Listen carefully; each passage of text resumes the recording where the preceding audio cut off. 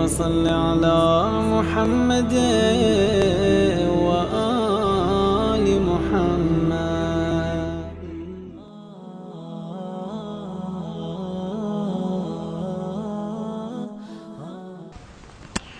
اعوذ باللہ من الشیطان الرجیم. بسم اللہ الرحمن الرحیم.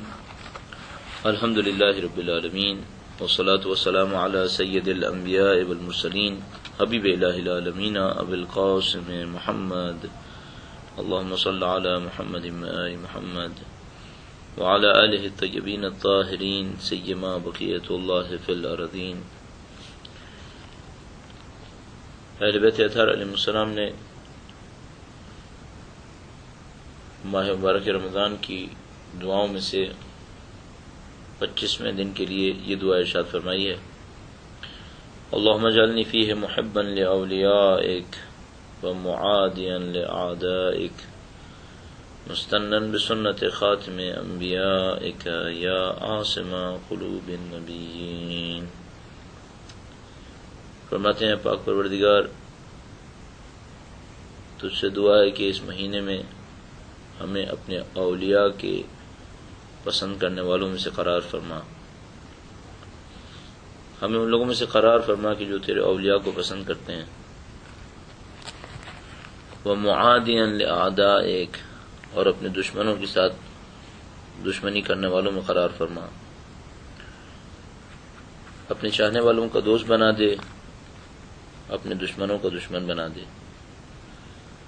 اگر انسان چاہتا ہے کہ اپنی زندگی کے اوپر غور کرے کہ یہ خدا متعال سے کتنی نزدیک ہے، خدا کا کتنا چاہنے والا ہے، تو دیکھے کہ اس کے چاہنے والوں میں، جو اس کے چاہنے والے ہیں ان میں کتنے خدا کے چاہنے والے ہیں، اور یہ جن کو چاہتا ہے ان میں کتنے خدا کے چاہنے والے ہیں. یعنی یقیناً ایک انسان ہے، زندگی گزار رہا ہے، تو کچھ لوگ ایسے ہوں گے جو اس کو پسند کرتے ہوں گے، اور کچھ لوگ ایسے ہوں گے جن کو یہ پسند کرتا ہوگا. روایت میں اس دعا کے اندر دوسرے حصے کی طرف اشارہ ہے. جن کو یہ پسند کرتا ہے وہ لوگ کون سے لوگ ہیں؟ جن کو یہ پسند کرتا ہے وہ اللہ کے محبوب بندے ہیں، اللہ سے دور ہیں، یا اللہ تعالیٰ کے دشمن ہیں. کون ہیں بالآخر وہ لوگ؟ اگر جن کو یہ پسند کر رہا ہے، یہ جو اس کے محبوب ہیں وہ لوگ اللہ کے محبوب ہیں، تو بات تو بہت اچھی ہو گئی.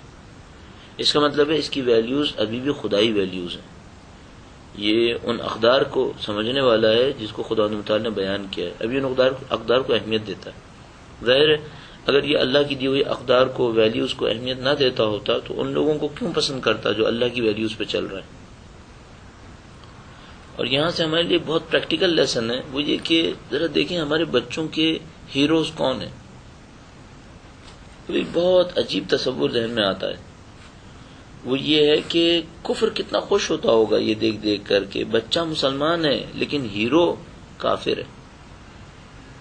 کفر اس بات کے اوپر کتنا فخر کرتا ہوگا کہ بچے مسلمانوں کے ہیں لیکن ان کے دلوں میں جگہ ان لوگوں نے بنائی ہوئی ہے جو خدا کے دشمن ہیں.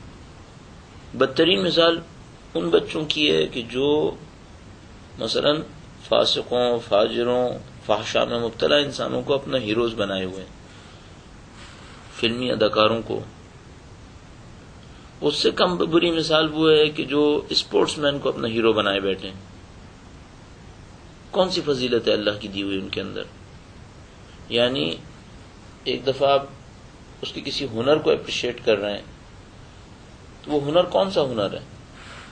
گانے کا ہنر ہے. گانے کا ہنر تو اللہ نے مذمت کی ہے اس کی.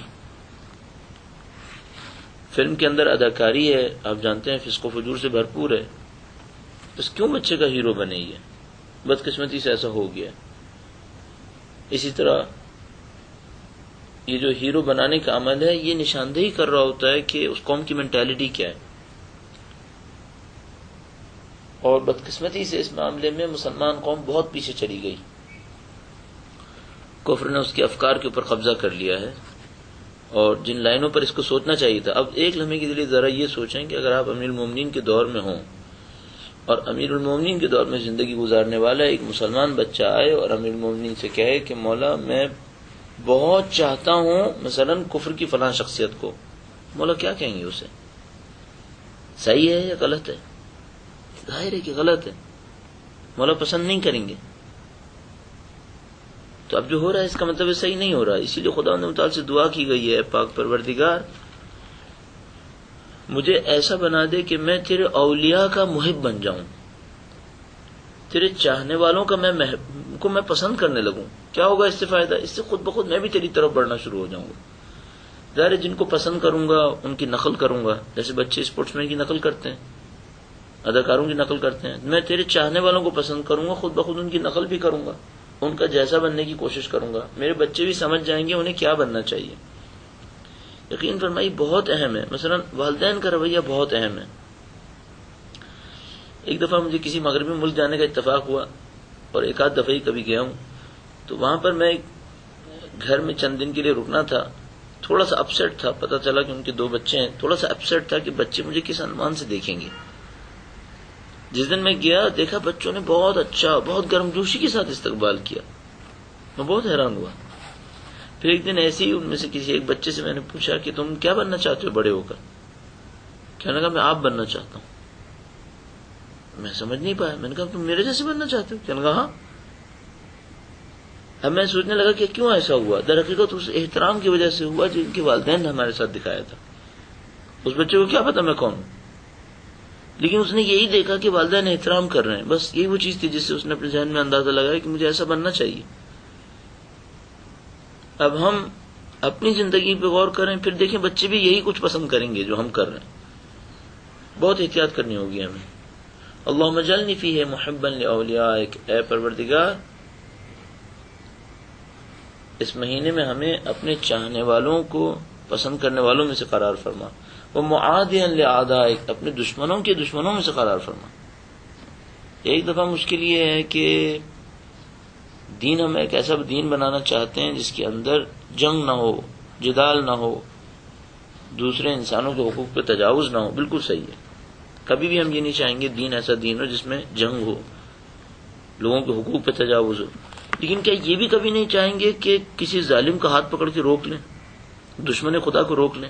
اب ایسا بھی نہیں ہے. ہم یہ چاہیں گے کہ اگر کوئی خدا کو دشمن ہے تو اس کے سامنے ہم کھڑے ہونے کی طاقت رکھتے ہوں. ہم یہ چاہیں گے کہ اگر کوئی کسی کے اوپر ظلم کر رہا ہے تو اس کے ظالم کے ظلم کو روکنے کی طاقت ہو ہمارے اندر. اب یہاں پہ مثلا کوئی یہ نہ کہ ہم پرامن شہری ہیں، ہم دیکھیں گے بس. ہم کیوں دیکھیں گے؟ لہٰذا یہاں پہ فرمایا خدایا مجھے معادیا لاعدائک، اپنے دشمنوں کا دشمن بنا دے. لہذا امیر المؤمنین نے فرمایا کونا للظالم خصما وللمظلوم اونا، اے حسن و حسین ظالم کے دشمن بن جاؤ علیہ السلام. فرمایا اے دونوں بیٹوں کو فرمایا کہ ظالم کے دشمن بن جاؤ. مولانا نے یہاں پہ نہیں کہا ظالم سے کہو ہمارا تم سے کوئی تعلق نہیں ہے، نیوٹرل ہو جاؤ. نہیں، ظالم کے دشمن بن جاؤ. اتنی ہمت ہونی چاہیے مسلمان کے اندر. نہیں کہہ رہے جنگجو ہونا چاہیے لیکن ظلم کا مقابلہ بھی نہ کر سکے، یہ بھی نہیں ہونا چاہیے. معادیا لاعدائک، دشمن خدا کو دشمن ہونا چاہیے. البتہ اس دشمنی کا مطلب ذاتی دشمنی نہیں ہے کہ میں اس سے ذات سے دشمنی کروں گا. نہیں، برے آدمی سے دشمنی نہیں کرنی ہے، برے آدمی کی برائی سے دشمنی کرنی ہے. برے آدمی سے کوئی دشمنی کا فائدہ نہیں ہے، ذاتی دشمنی تھوڑی کرنی ہے. اس کی برائی سے دشمنی کرنی ہے، اس کی برائی کو اس سے روکنا ہے. اور یہ بھی اس لیے نہیں کرنا کہ مثلا اس سے جنگ کرنا ہے، نہیں، اس لیے کہ اس کی برائی کا خاتمہ ہو سکے، اس کی اصلاح ہو سکے. بس ہر صورت میں آپ کسی برائی کا مقابلہ کرنے کے لیے بھی کسی برے آدمی کے سامنے کھڑے ہوں، اس برے آدمی کے لیے اچھا سوچیں کہ آپ اس کو نیکی کی سمت لانا چاہتے ہیں، نہیں کہ اس کے ذات کے ساتھ دشمنی کرنا چاہتے ہیں. ذات کے ساتھ دشمنی نہیں کرنی. معادیا لاعدائک. لہذا سید الشہداء میدان کربلا میں کھڑے ہو کر بھی دشمنوں کو دعوت دے رہے تھے کہ حق پہ آ جائیں. ان کو ذات اعداء سے کوئی دشمنی نہیں تھی. یہ جو اعداء حکم خدا کی نافرمانی کر رہے تھے اس سے دشمنی تھی. مستنن بسنت خاتم انبیائک، اے پروردگار مجھے ایسا بنا دے کہ میں خاتم انبیاء کی سنت پر چلنے والا بن جاؤں. اس قسم کی ایک حدیث قدسی ہے کہ جس میں خدا تعالی نے فرمایا کہ جو مستحبات کی پیروی کرے گا میں اس کے ہاتھ بن جاؤں گا، میں اس کی آنکھ بن جاؤں گا. مطلب کیا ہے؟ جو سنت رسول پہ چلے گا خدا تعالی اس کو اپنی فیوز و برکات سے نواز دے گا. خدا متعال کے علم سے یہ بہرمند ہونا شروع ہو جائے گا، خدا متعال کی طاقت سے، خدا متعال کی سماعت بصارت سے خود بخود یہ کمالات نفسانیہ اس کو ملنا شروع ہو جائیں گے. مستنن بسنت خاتم انبیاء، مجھے ایسا بنا دے پروردگار کہ میں خاتم الانبیاء کی سنت پر چلنے والوں میں شمار ہو جاؤں. اب خاتم الانبیاء کی سنت، اب ہم جب بھی کسی کے سامنے کہتے ہیں نا سنت رسول تو وہ سمجھنے لگتا ہے یعنی ہم کہنا چاہ رہے ہیں 3 دفعہ پانی پینا، 3 گھونٹ میں پانی پینا، بیٹھ کے پانی پینا، کنگھی کرنا، یہ سب تو ہے خاتم الانبیاء کی سنت ہے یہ. لیکن خاتم الانبیاء کی اہم ترین سنتیں چند ظاہری اعمال کے اندر نہیں ہیں، ان کی اہم ترین سنتیں ان کی اقدار کے اندر ہیں. دوسرے انسانوں کو کیسے دیکھتے تھے، دنیا کو کیسے دیکھتے تھے، آخرت کو کیسے دیکھتے تھے، خدا متعال کی بندگی کے معاملے میں کیسے تھے، دشمنان خدا سے مقابلہ کرنے کے معاملے میں کیسے تھے، ان کے اصول کیا تھے، ان کی زندگی کیا تھی، ان کے ضوابط کیا تھے. یہ جو سادہ اخلاقیات ہیں ان کو بھی بہت اہمیت دی گئی ہے، لیکن اس سے اہم اقدار ہیں. میں نہیں کہہ رہا ان کو ترک کر دیں، ان کو ترک کریں گے وہ اقدار بھی ترک ہونے لگیں گے، ان کی بھی حفاظت کرنی ہے.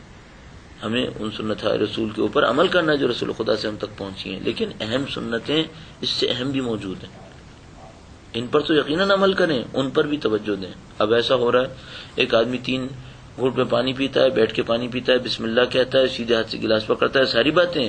کوئی مانگنا والا اس کے سامنے آتا ہے اسے دھتکار دیتا ہے.